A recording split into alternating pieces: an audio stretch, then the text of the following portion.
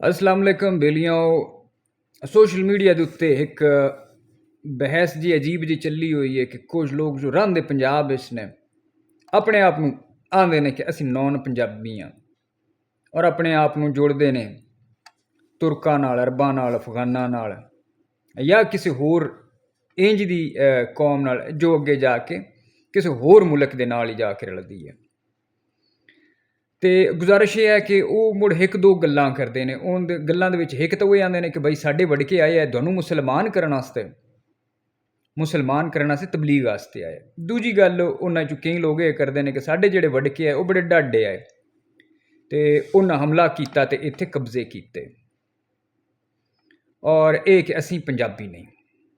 ठीक है जनाब, जिवें तुसीं आंदे हो मन लैने आ। हुण इहदे विच दो गल्लां ने।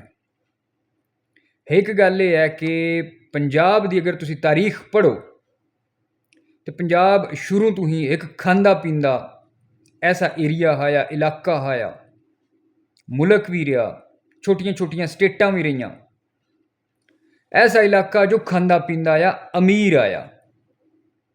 इत्थे दूरों दूरों लोग मेहनत मजदूरी करन वास्ते दूजे इलाकों तो लोग आके रहिंदे आए और पंजाब दे लोकां दी ये एक शुरू तो ही खसलत रही है कि ये लोगों को वैलकम कर लेंदे आ जिहड़े मेहनत मजदूरी करन वास्ते लोग आउंदे आ।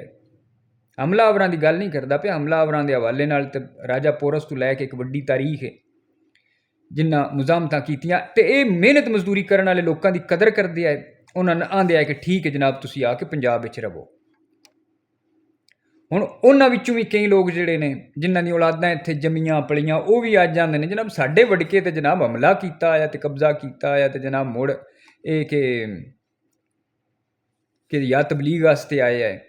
भाई मेहनत मजदूरी करन आए हो, तुहाडे वड़के आए है, कोई मसला नहीं। गल नूं मतलब कम से कम तारीख नूं सही रखो। दूजी गल है कि अगर हमला कीता इहदा मतलब यह है कि तुहाडे वड़के चोर ते डाकू ते लुटेरे आए। अगर तुसी ये गल आंदे हो कि उन्हां हमला कीता, ठीक है, चोर डाकू लुटेरे आए, उन्हां दा मकसद डकैती करना आया, इत्थे दी लुट मार करना आया, अमीर इलाका आया। तारीखी तौर पर वेख लो, इहदे कोई अगर दूजी राय होवे, अमीर इलाका आया, हमला किया, लुट मार की। मुड़ कई लोग आंदे ने कि जनाब जिहड़े तबलीग वास्ते ठीक है आए, तबलीग वास्ते आए, मन लैने आ। ते अगर तबलीग वास्ते आए है तो तबलीग करके क्या वो वापस टुर गए या इत्थे मुड़ डेरे पा ले कि भाई नहीं असां तबलीग की है, हुण साडा भी हक तुहाड़ियां ज़मीनां दे उत्ते भी है, तुहाड़ियां जायदादां दे उत्ते भी है और इस भोएं दे उत्ते भी है और असीं सारी जिंदगी साड़ियां नस्लां इत्थे गुजारनी है। क्योंकि मैं तो जिहड़े भी लोग तबलीगी वेखे ने वो जांदे ने 40 दिन जांदे ने या जितने भी हफ्तियां दे जांदे ने, तबलीग करदे ने ते मुड़ अपने घरों घर वापस टुर जांदे ने। हुण सोचण वाली गल है कि ये जिहड़े लोग ने ये किहड़े लोकां दे विचों ने। क्या इस गल उत्ते एग्री हो सन कि भाई साडे वड़के जिहड़े वो चोर डाकू ते लुटेरे है, साडे इलाकों में भुख आई, इस वजह तो असीं मुड़ साडे वड़के जिहड़े वो वापस कोई ना गए, इत्थे ही रह गए कि भाई इत्थे चंगा खांदे पींदे लोग ने ते इत्थे मुड़ असीं रह।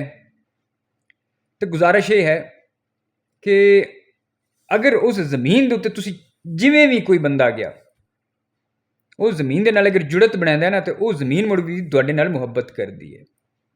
इत्थे हिंदुस्तान के उत्ते भी जितने भी हमलावर आए तारीख दीयां किताबां विच उन्हां नूं अज भी हमलावर के तौर पर आख्या जाता है और इत्थे दे जिहड़े लोकल लोग ने उन्हां नूं हमलावर के तौर पर ही ट्रीट करते हैं। लेकिन मुगल जिहड़े वो भी बाहरों आए है, लेकिन मुगलों के हवाले नाल लोकां दा एक अजीब रवैया इत्थे दे लोकां दा, वो उन्हां नूं मुड़ भी प्यार करते हैं। वजह है कि मुगल जैसे इत्थे आए वो लुट मार करके बाहर नहीं लैके गए। उन्हें चलो ठीक है उत्थे उन्हें हिंदुस्तान पर कब्जा किया, जो भी मामलात ने, लेकिन उन्हें हिंदुस्तान नूं अपनाया और हिंदुस्तान नूं अपनी सकाफत या अपने तौर पर नहीं उन्हें अपने उत्ते नहीं उन्हें किया कि हिंदुस्तान साडे वर्गा बन जाए, बल्कि हिंदुस्तान दे विच जो कल्चर आ, जो जबान है, जो मामलात है वो ही अपना लै आहिस्ता आहिस्ता हौली हौली।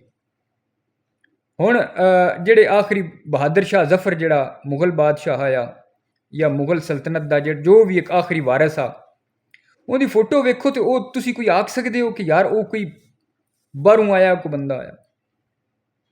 ਹੁੱਕਾ ਪਿਆ ਹੋਇਆ, ਮੰਜੀ ਦੇ ਉੱਤੇ ਬੈਠਾ ਹੋਇਆ, ਤੇ ਲੋਕਲ ਉਹਨਾਂ ਸ਼ਕਲਾਂ ਸੂਰਤਾਂ ਸਭ ਕੁਝ ਲੋਕਲ ਹੋ ਚੁੱਕੇ ਹੈ।